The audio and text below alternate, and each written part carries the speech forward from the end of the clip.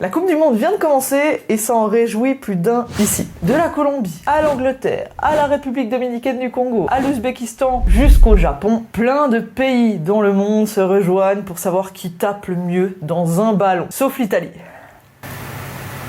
Donc là, on voit brandir les drapeaux un peu partout, sur les fenêtres, dans les vitrines des magasins, dans les bars, dans les voitures. Mais est-ce que vous saviez que les drapeaux n'ont pas toujours existé? Bienvenue dans cette vidéo où je réponds à une nouvelle question. Aujourd'hui, on va parler des drapeaux. Donc installez-vous confortablement sur le canapé que vous venez d'acheter pour le mondial et c'est parti. Et oui, vous qui avez le drapeau de votre pays suspendu sur votre fenêtre ou sur la porte de votre chambre, que ça soit pendant le mondial ou toute l'année, moi je faisais pareil avec le drapeau de l'Argentine, depuis toute petite. Je viens d'Argentine? Pas du tout, non. Aucune idée pourquoi je faisais ça.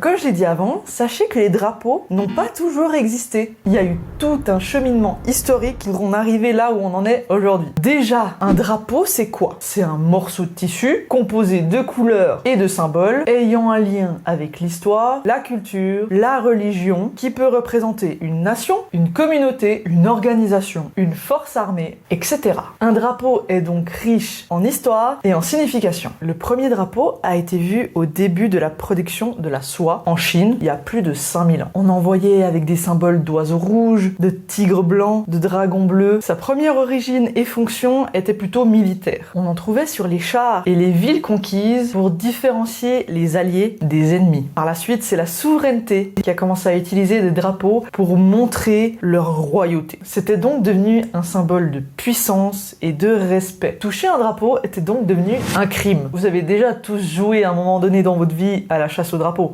Ça vient à peu près de là. Capturer le drapeau d'un ennemi signifiait la victoire de son souverain et la défaite et la honte du camp adverse. Avançons maintenant un peu dans le temps. Nous sommes désormais au Moyen-Âge, époque des chevaliers et des châteaux forts. C'est là où les drapeaux arrivent en Europe à travers les Sarrasins, évoluent et commencent à représenter les saints patrons des pays. Par exemple, vous voyez le drapeau de l'Angleterre avec sa croix rouge sur fond blanc. Cette croix rouge représente la chrétienté pendant la croisade. Il symbolise Saint Georges qui était un personnage important dans l'histoire du pays. Et c'est aussi à partir de là que d'autres organisations vont utiliser les drapeaux pour les représenter. On connaît tous le drapeau blanc pour la trêve, il y avait un peu plus tard les drapeaux pour représenter les pirates et il y avait même des drapeaux qui représentaient des maladies sur les navires. Et vu qu'il y avait de plus en plus de drapeaux, il y a des règles qui ont commencé à s'installer. Ce sont les règles héraldiques. En gros, c'était des personnes qui géraient les choix des couleurs, des symboles, des organisations. Et les drapeau devait être le plus simple possible et le plus vite reconnaissable au loin, parce que je vous rappelle qu'à l'époque, la majorité des gens étaient illettrés, donc si on commençait à écrire littéralement le nom de la ville,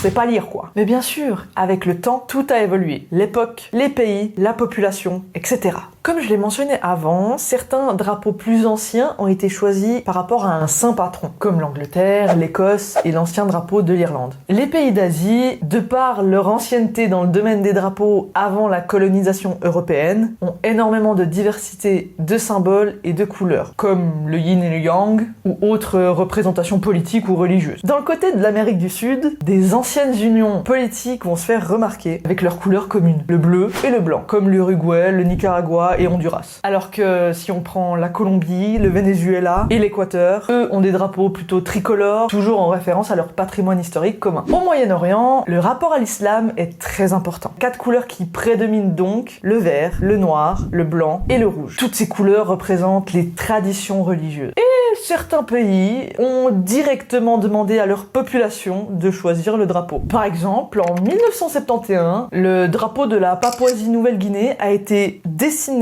par une étudiante de 15 ans. Elle s'appelait Suzanne Kark-Hume et en fait elle avait gagné un concours organisé par le pays pour le meilleur choix du drapeau. Imagine ton CV après ça. Mais bon, bien sûr, le choix d'un drapeau est important, comme on a dit avant, parce qu'il représente beaucoup de signification. Donc, le choix des couleurs et des symboles doit être judicieux. Parce que c'est ça qui va aussi représenter le pays. Par exemple, si on prend la couleur la plus représentée sur les drapeaux, c'est le rouge. c'est une représentation de force et de révolution. Il symbolise aussi le sang versé au combat et l'indépendance. Sur le drapeau de la France, par exemple, le rouge symbolise Paris et la Révolution française, qui représente le sang des citoyens qui ont renversé la monarchie et fondé la République. Sur le drapeau de la Chine, le rouge est utilisé pour représenter le communisme, marquant ainsi l'établissement de la République populaire de Chine en 1949. Prenons maintenant la couleur bleue, qui représente la liberté, la mer et la justice. Sur le drapeau de la Grèce, par exemple, le bleu représente la mer d'Égée qui entoure le pays, et c'est aussi une couleur associée à la religion orthodoxe. Le vert, comme on peut l'imaginer, représente la nature, l'agriculture, la fertilité. Comme je l'ai dit précédemment aussi, elle est associée à certaines traditions religieuses, comme le lien avec le prophète Mahomet. Le jaune, lui, représente la richesse, l'or, le désir de justice et dans certaines cultures la sagesse, et le blanc représente la pureté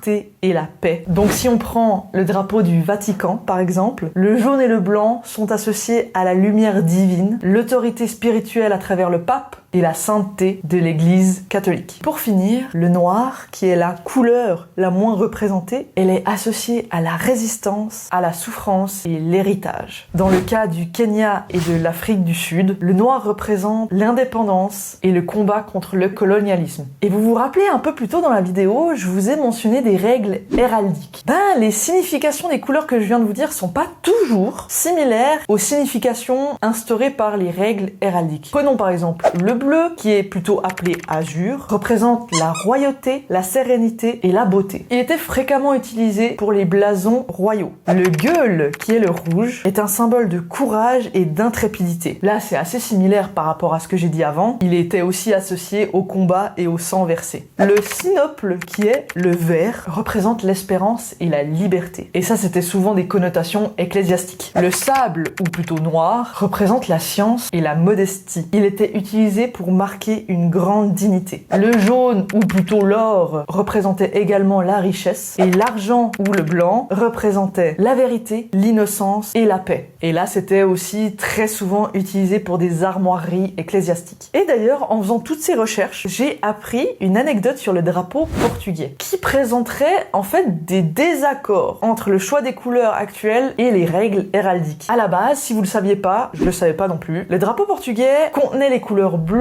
et blanches, avec toujours l'écusson au milieu, et là, c'était un choix de couleurs héraldiques qui représentait les rois du Portugal à partir du XIIe siècle. Quand la Révolution arrive et un nouveau régime républicain s'installe, la question d'un nouveau drapeau fait surface. Ils voulaient bien évidemment se débarrasser du blanc et du bleu qui représentaient la monarchie. Ils voulaient absolument pas utiliser le jaune parce que c'était trop rattaché à l'Espagne, et il restait donc le vert, le rouge et le noir. Ils ont fini par choisir le combo rouge et vert, qui allait en fait en totale opposition aux règles héraldiques. Les règles héraldiques, pour je ne sais quelle raison bien évidemment, interdisaient que le vert et le rouge se touchent. Mais la nation aurait choisi le vert pour représenter la marine portugaise qui a aidé justement au renversement de la monarchie. Il y a aussi une hypothèse qui dit que le rouge et le vert auraient été choisis parce que ça représentait les couleurs du navire de guerre Adamastor, qui a été un facteur décisif dans le coup d'envoi de la Révolution. Enfin voilà, la page théorique est enfin tournée. Parlons maintenant de certaines particularités des drapeaux. Bon, je pense que vous le savez tous les drapeaux sont rectangulaires, à part 3 d'entre eux. Le Vatican, qu'on a déjà un peu mentionné avant, qui est carré, comme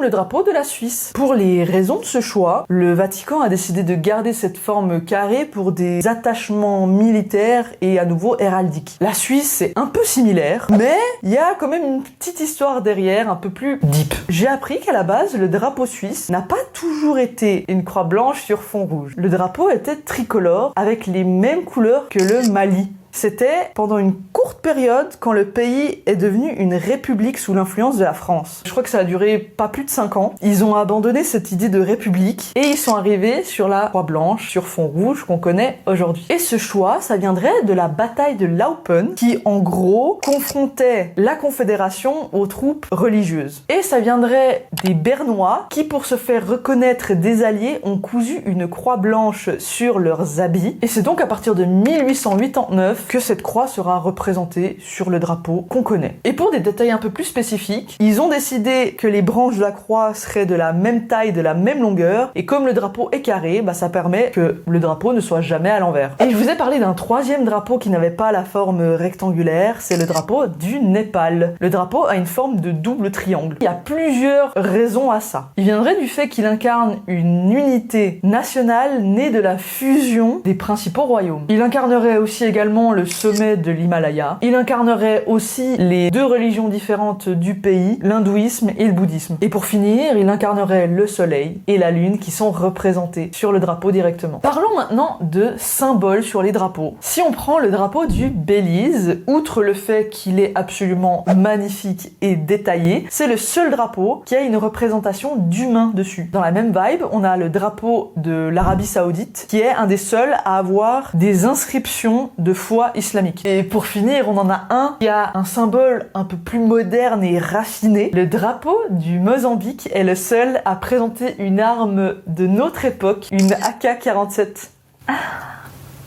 How cute it is! Et la dernière question que je me posais, c'était de savoir si un drapeau pouvait évoluer avec le temps. Je pense que vous l'avez compris, la réponse est oui. Et de ce que j'ai compris, il n'y a pas vraiment de règles ou de loi qui fait qu'on ait le droit de changer un drapeau. C'est le cas de la tombée, par exemple, de l'URSS ou de la Yougoslavie, qui a créé de nouveaux pays et du coup, il devait avoir de nouveaux drapeaux. Il y a parfois aussi des modifications de couleur de drapeau. Par exemple, le drapeau français, le bleu a été modifié plusieurs fois au cours des années avec les changements de président. C'est vraiment des détails que personne ne remarque. Un autre exemple assez récent, c'est avec l'indépendance du Soudan du Sud avec le Soudan, le 9 juillet 2011. Et on va finir sur l'évolution d'un drapeau était assez importante. C'est le drapeau de la Libye. Et en fait, c'est parce que le pays lui-même a subi énormément de bouleversements. D'abord, le pays a été colonisé par l'Empire ottoman, donc le choix du drapeau était en lien avec l'Empire ottoman. Et après, c'est l'Italie